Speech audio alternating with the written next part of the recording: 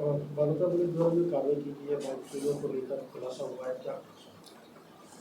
कुछ मोटरसाइकिल चोरी का संबंधित हमें सूचना भी आई थी और कुछ एफआईआर भी दर्ज हुई थी। उसका आधार पर हमने एक विशेष टीम गठित किए गए थे और बालोतरा पुलिस की तरफ से अपन टोटल एक ऑपरेशन अश्वयोग चलाया था। उसका मुताबिक एज ऑफ नाउ हम 17 वारदातों के बारे में हमें पता चला और उसमें 15 मोटरसाइकिल हमने बरामद किया गया है और 5 चोरों को एज ए जो गैंग रूप में जो काम कर रहे थे उनको हमने उठाया और उसका आधार पर हम आगे का इन्वेस्टिगेशन कंप्लीट करके तो आगे कार्रवाई की जाएगी। इसमें जो तकनीकी सहायता हमें जो मिली थी उसका आधार पर हम ये सक्सेस पाने में सफल हो गए।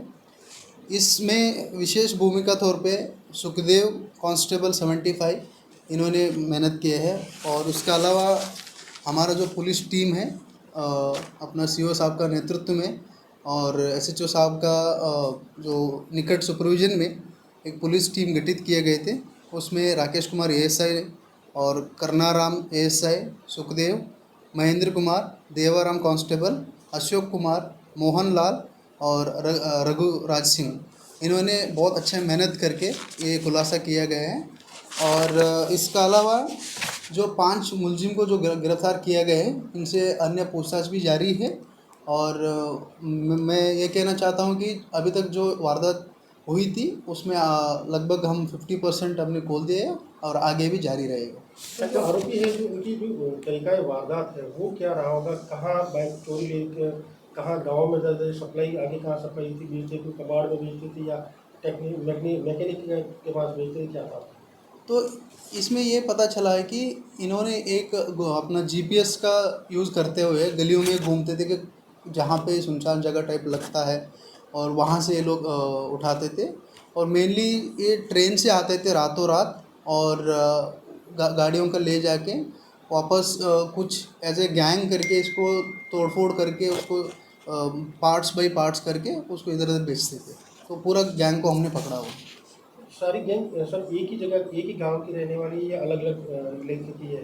नहीं, अलग अलग किस्से का है और अगर आपका मैं बताऊँ एक दो अपना बाड़मेर का ही रहने वाले हैं और तो मेनली इनका बाड़मेर इलाके का रहने वाले हैं लेकिन जो उनका वारदात होती थी वो अपना बालोतरा जिले इलाके में और जसोल इलाके में भी हुआ है। सर पहले भी ऐसी वारदात सामने आई है जब मुख्य जो सरगना होता था वो कहीं बाहर बैठ के उसको इस तरह की चीज़ें ऑपरेट करता था, कई नाबालिग बच्चे भी थे उसमें शामिल।